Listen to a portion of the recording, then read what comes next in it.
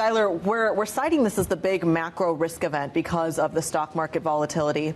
We've also seen some of the correlations drop, Bitcoin aside, between what you see in the stock market and what you see in other parts of the market.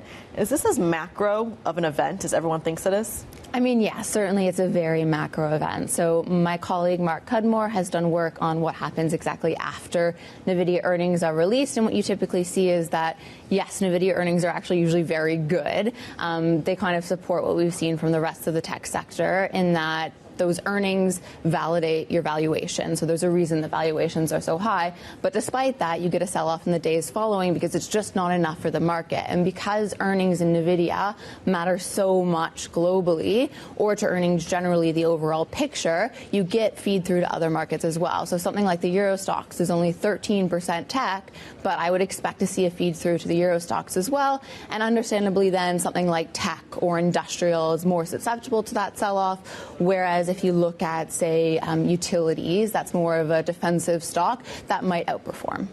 And what do you think about the correlation to cryptocurrencies? Do you think that will stick? We've seen a big drawdown in Bitcoin alongside this NASDAQ move. Is that a correlation you think will continue? I mean, yes, I think the correlation naturally happens because you have things like retail flows that go into both. People are looking at the markets and naturally linking them.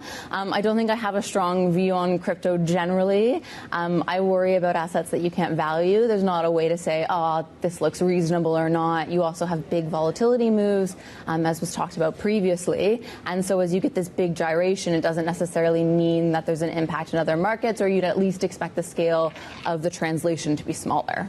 And Skylar, you've actually been comforted by the extent of the pullbacks that we've seen in markets. They haven't been panic. I know Cameron Christ was writing something similar to this yesterday. They haven't been panics.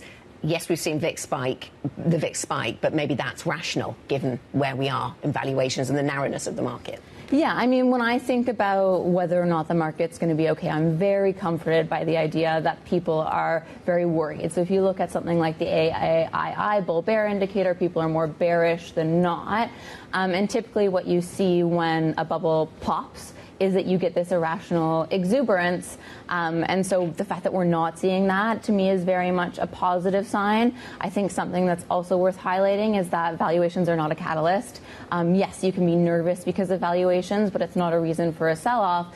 And if you think about the current market we're in, yes, you're likely to see wobbles along the way. We're getting a very chaotic U.S. data release schedule. Yesterday, we had jobless claims released at something like 4 a.m. Eastern time. So that's quite unusual, and you're likely to see volatility induced from that. But the fundamental backdrop is still quite strong. So if you think about what we saw at the beginning of October, that continued or had this wobble. It was 3 negatives. It was the fact that the U.S. government shut down, China-U.S. trade was going poorly, and people were thinking about a more hawkish Fed recently.